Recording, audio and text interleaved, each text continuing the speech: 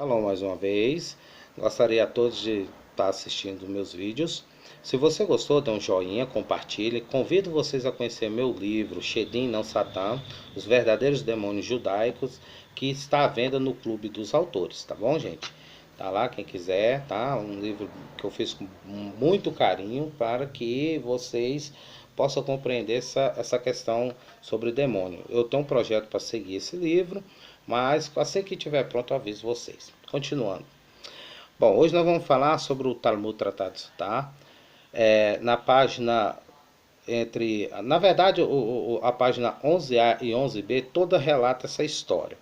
Mas eu achei uma coisa muito interessante e decidi compartilhar com vocês. Por que Faraó, por que o Egito, né, o exército egípcio, foi destruído no Mar Vermelho? Muito interessante. Por que eu decidi abordar isso aqui? Isso aqui vai nos trazer uma lição muito interessante. Mas isso eu peço com muito carinho que vocês aguardem até o final do vídeo, que para vocês entenderem toda a situação, eu preciso contar uma história antes. E talvez o vídeo pode passar um pouquinho dos 10 minutos. Mas eu te garanto que vai compensar. Então vamos lá. Essa história do Egito, na verdade, ela começa com Nimrod, tá? Nimrod, como está lá em Primeira Crônicas, Primeira Crônicas, no capítulo 1, versículo 10, em Gênesis, capítulo 10, versículo 8, você vai ver toda a história de Nimrod, tá? E Nimrod foi quem criou a primeira cidade de Babel e também a Torre de Babel, tá? Então, uma resumida, então vamos continuar. Nimrod é assim, conta uma visão, se você for analisar, como que Nimrod se tornou um homem tão poderoso sobre a terra, como diz a Torá. Imagina, naquela época, a Torá conta que Nimrod começou a construir cidades, dando a entender que os seres humanos não moravam em casas, ou seja, ou eles moravam em cabanas ou em cavernas, vamos dizer assim, como nós sabemos que já existiu, inclusive a história já comprovou que homens moravam em cavernas.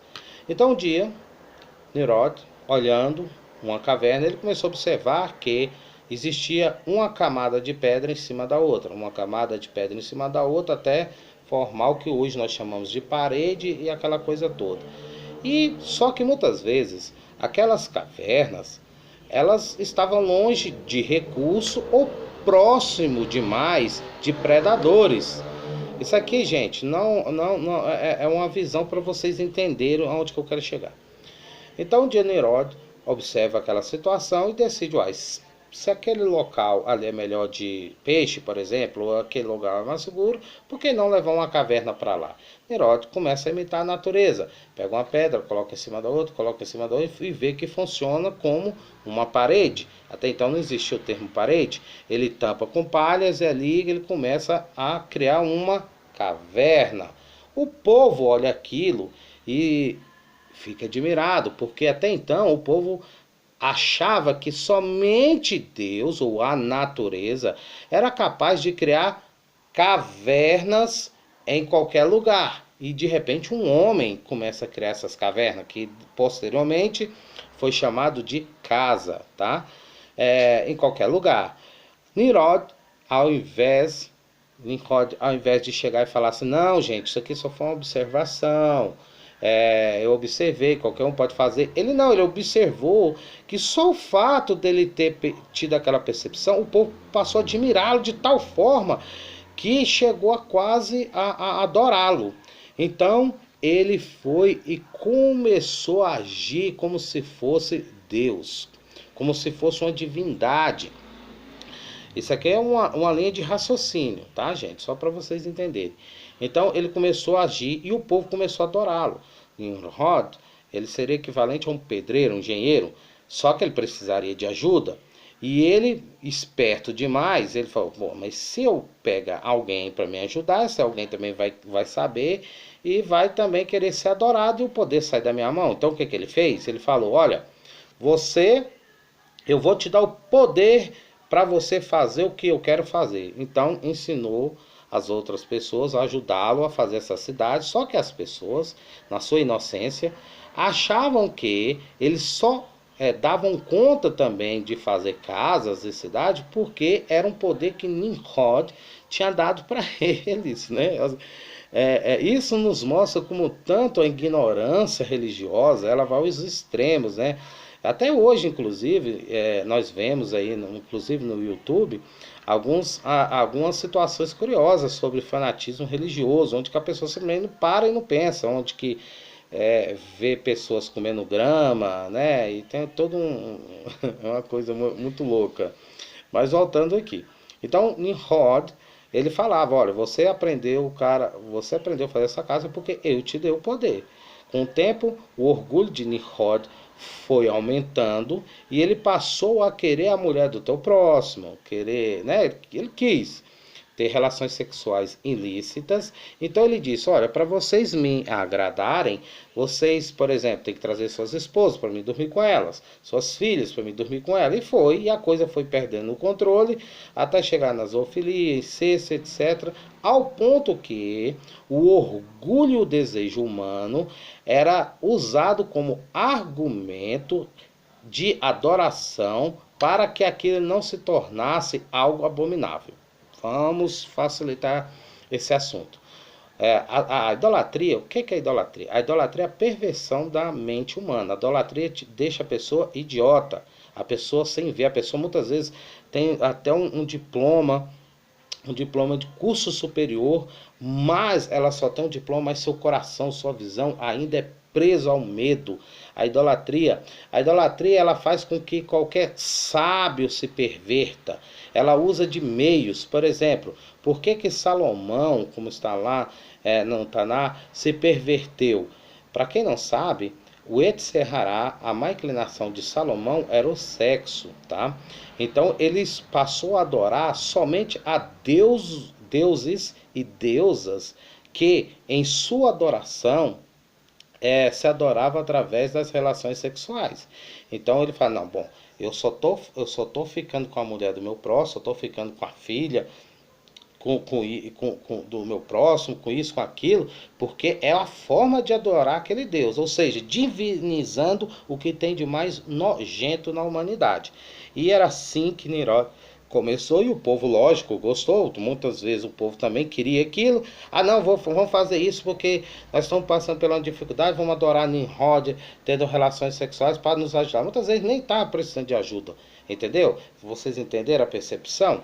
Então foi isso que Nimrod fez. Tá. Depois ele cria a Torre de Babel. Ele fala, peraí, mas o dilúvio está meio recente. Então, se nós continuarmos assim, ou seja, praticando o que os nossos antepassados antes do dilúvio praticavam, para quem não sabe, eu tenho um vídeo aí falando, sabe, sobre o assunto, depois eu aconselho que vocês assistam, que antes também do dilúvio a população praticaram tantos atos errados, inclusive atos sexuais, homossexualismo, zoofilia, que simplesmente não ia existir mais seres humanos, da forma que eles estavam tratando o sexo. E foi a mesma coisa que Nimrod fez. Então, mas Nimrod lembrou, desculpa, do Ramabul, do dilúvio. Ele falou, não, então eu tenho que dar um jeito, porque vai que Deus, né, manda um castigo. Eles decidem fazer uma torre que se eleva até o céu, para se por acaso Hashem, bendito seja ele, mandasse alguma praga, dilúvio, a inundação, o povo subisse e não se perdesse e se salvasse daquela inundação. Hashem, todo mundo conhece a história, Hashem muda a língua de todo mundo, e no que muda a língua de todo mundo não se entende, e começa cada um a pegar para o seu lado, e vai indo até chegar em Cush e Misraim. Cush e Misraim, que Misraim em hebraico significa Egito, Misraim pega essa mesma estratégia de Nimrod, já que Cush e Nimrod e Mitzrayim também tinha as técnicas de pedreiro, né, de engenharia e tal. E Mitzrayim vai para a região do Nilo, aonde que hoje é conhecido como Egito. E ele, passado muito tempo, viu que fez a Torre de Babel, então falou, não, vamos começar a fazer isso. E começaram também a se endeusar. Por isso que os faraós se achavam deuses. É a forma fácil. fácil de controlar o povo, barata, não precisava de tanto exército, e mais, ainda todos os seus desejos, imagina você ser adorado a tal ponto que tudo que você quiser as pessoas fazem. Então, de repente, se você tem a inclinação de desejar o que é do próximo, fala, eu quero a tua mansão, vai um lá e te dá. Ah, eu quero o teu carro, vai um lá e te dá. Eu quero a tua esposa, o cara vai lá e te dá. E ninguém. Era mais ou menos esse pensamento que surgiu a idolatria dentro desse pensamento. E Misraim, ou seja, o Egito, Misraim funda o Egito antigo e começa a passar essa história do dilúvio, que eles sabiam dessa história. Só que ao invés deles falarem a verdade como que foi o dilúvio, eles começaram a dizer que o dilúvio foi mandado por um Deus tal, se referindo à idolatria, que a mesma coisa aconteceria se ninguém obedecesse Mitzraim, o Egito, ele, né, um homem. Eles, em vez de falar, não, é um Deus, né, um poderoso que mandou. Não, eles começaram a contar a história direitinho, como está lá na Síria. Em qualquer região, principalmente do Oriente Médio, vocês vão ver histórias similares ao dilúvio da Torá. Por quê? Porque todo mundo sabia. O problema é que eles eles falaram que aquele feito era dos deuses deles. Por quê? Porque se eles falassem que era Deus, simplesmente o povo não ia adorar os reis né, os poderosos na época como Deus. E eles queriam ser adorados como Deus. E essa história foi associada, a história do dilúvio foi associada ao homem, dizendo que aquele homem era Deus, que quem não obedecesse Faraó podia acontecer isso, e dá para acabar de comprovar essa mentira. O rio Nilo todo ano tinha um período de inundação, olha bem. Então, olha, só teve inundação porque eu quis e tal, e o povo engoliu essa e se tornou idólatra e escravo. Que a idolatria, os idólatras nada são do que escravo de alguém que é, entre aspas, o representante de um Deus ou representante de uma religião. Até nós chegarmos em Êxodo. E quando nós chegamos em Êxodo, essa história já era conhecida, apesar que poucos sabem, o faraó, ele sabia que ele não era Deus, e ele sabia desse Deus hebreu, porque existia papiros, tabuletas e tal, que falava desse Deus, mas era algo altamente escondido entre os sacerdotes. Por quê? Porque eles não queriam ter de novo esse dilúvio. Então, quando sobe um rei ou um faraó que não conhecer a Yosef, José, esse decide destruir o povo hebreu, o povo, né, que adorava esse Deus antigo, que para eles era um Deus muito antigo, o Deus onde que seus pais temiam. E ele foi, e o que ele faz? Ele chama bruxos que conheciam essa história de Hashem verdadeiramente e pede conselhos, como está lá em Êxodo capítulo 1, versículo 10. Eia, usemos de sabedoria para com eles, ou seja, em Êxodo, para com ele, na verdade não é eles, tá? Se a sua Bíblia tiver eles, está errado, é ele, ou seja, ele quem? Deus.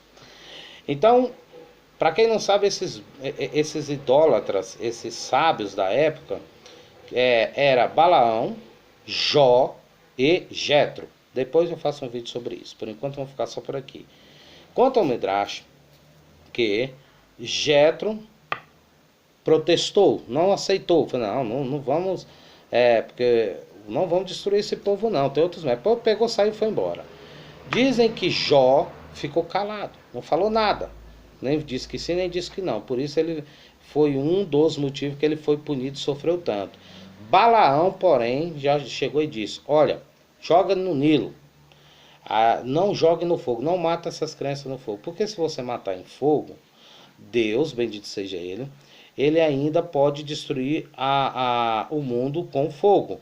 Porém, jogue no Nilo, porque ele prometeu que nunca mais ia destruir a terra com água, e Deus é um homem, Deus é um Deus de palavra, né? Então, por isso que lá eles pegam e matam as crianças no Nilo, né? Pensando que matando no Nilo, Hashem, bendito seja ele, não vão castigar o Egito com dilúvio, como está em Êxodo 1:22, falando de matar as crianças no Nilo. Agora o que é interessante, Hashem pega e fala, tá, então vocês estão me desafiando, né? Então vocês estão matando o meu povo, minha nação que eu estou formando aqui, achando que eu não vou, usando de artifício da minha promessa para que eu não inunde mais o Egito. Então o que a Hashem faz?